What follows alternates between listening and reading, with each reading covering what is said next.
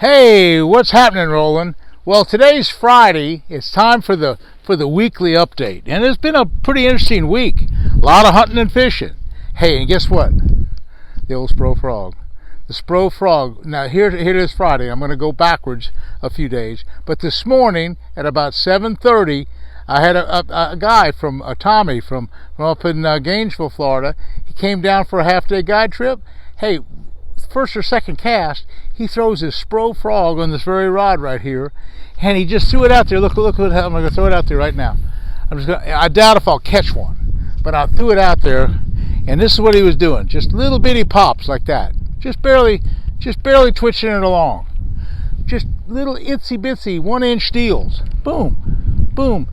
And that big old 6.5 pound bass came blowing up there out of nowhere, and we caught it. We said, we're going to have a banner day. So right away, I said, okay, Tommy, you caught this one really big fish. We took pictures of it. I'm going to throw the Spro Frog, and I'm going to try to get something else going. Okay, well, we did. I threw it, and all of a sudden, I had a big fish to hit it. It blew up all over the frog, just like Tommy's, but mine got off. That's a long story short. We didn't catch a whole lot of fish today. It was just kind of a slow day. It wasn't as good. You know, Okeechobee's kind of it's alive and well at times, but you know, with the spraying programs and the other issues, there are certain times that it just doesn't produce fish like I wish it did. Now, I did catch a bunch of fish the first part of the week. Last Sunday, I was going to go to the headwaters, and I've been fishing the headwaters a lot, but I heard a good report on the Stick Marsh. So I went over to the Stick Marsh, and again, this guy Kenny, one of the Kenny, the guide there at the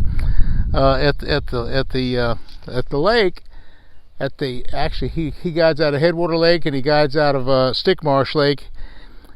He put me on this Spro Frog again. Hey, we had a banner day.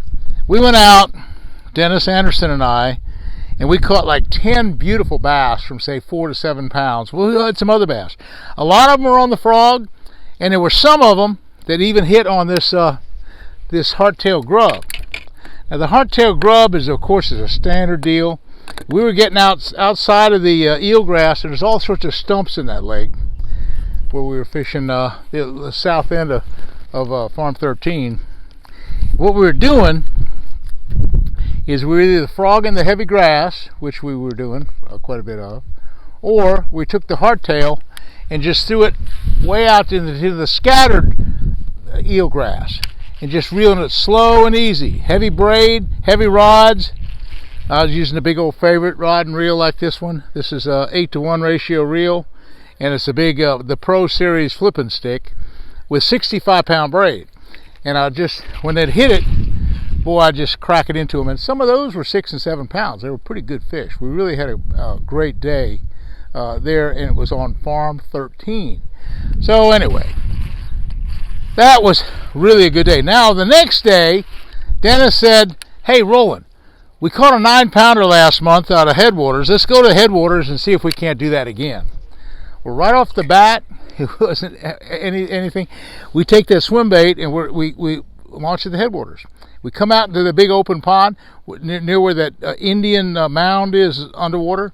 Well, they've got a levee around it. They pump the water out. And so anyway, we're fishing that scattered grass right there. Bam! The first fish that hit Dennis's rod, it's almost 6 pounds. Beautiful fish. We took pictures of it. It's on swim bait. We're saying, okay, this is going to be a big deal. Well, we caught a few more fish. But basically, we caught a couple 5-pounders, a couple 4-pounders, and we just didn't have the day we had the day before on the Stick Marsh. So it just kind of comes and goes. Well, that was Monday. That was Sunday and Monday. Tuesday, I go turkey hunting. I love turkey. Look at this. I got this new deal here with the turkey. I'm taking some poplar. I normally use butternut. Now I'm getting some poplar wood, and I have a walnut top. Boy, that is sweet. Really sounds good. Then I have my regular butternut call. Here's my regular butternut call. This camera keeps falling down. The butternut call, and this one a piece of butternut that had a bad crack in it, so I put some CA glue in it, it's kind of like super glue, and I fixed it up, and I put that new top on it. That's that acacia wood that I make bowls out of. It's really kind of a neat deal. And listen to this. Ooh. Anyway, I called some turkeys in. Now, let me just show you something about, I know you might want to wonder about turkey hunting. I have this deal with this 410 shotgun. I might have just explained this a little bit to you before when Chuck was here last week. What I'm doing with this shotgun is really kind of special. First of all, it's not a really expensive shotgun. I camouflage it. Look at that barrel.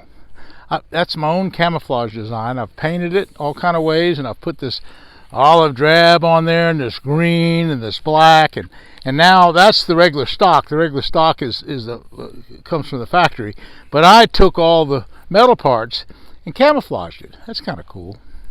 Then I have this big sight, and this sight is so cool. This is this sight. I can hardly see it. When you look through there, you can't really see. I don't know if you can see down through there or not. There's a red dot.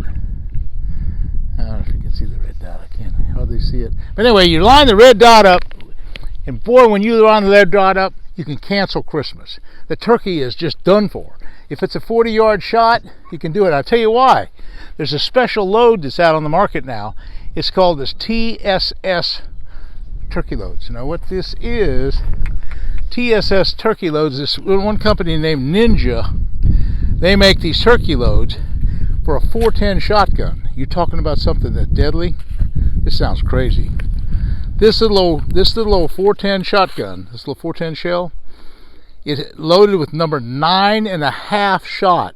That means that there's 500 or so shot. As many shot in this little 410 as there is in a great big 12-inch, or rather 3-inch 12-gauge Magnum, big normal shotgun that everybody would normally use for turkeys. This little old 410 has as many pellets. But the interesting thing about TSS shot, it's tungsten. It's it's way heavier than lead, and they're smaller. So the pattern stays together better. They don't deform because they're real hard metal, and it's not like lead where it doesn't deform. And the pattern stays way tight, and not only is the pattern tight, but the little pellets are smaller, and they have a high velocity, and they penetrate better, and they're heavy.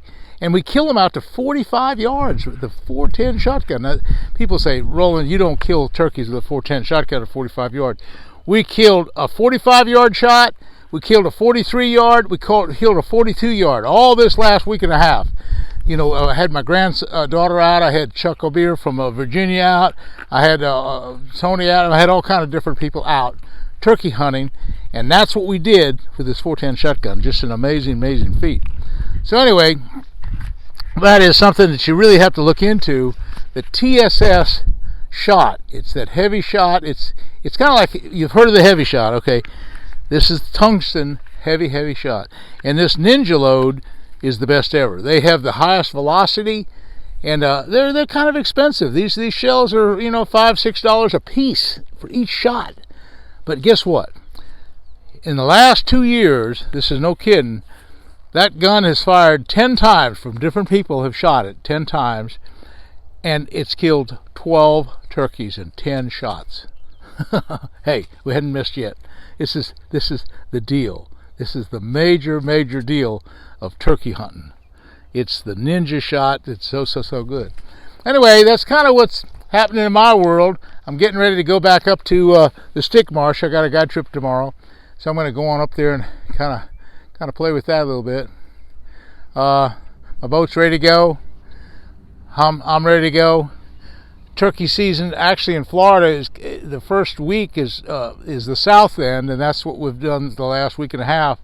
We've fished and hunted South Florida. Now 2 weeks later, which coming this Saturday, the turkey season comes in north of 70 Highway, which is kind of where we're going to be fishing and hunting as well. So anyway, okay, a little bit more hunting, a little bit more fishing. How can it be any better? Hey, I love it. I love watching you guys watching and you girls watching this YouTube channel. I have a lot of subscription now. Thank you very much for watching. It's just a pleasure doing these films. And hit that likes button. We'll see you again soon.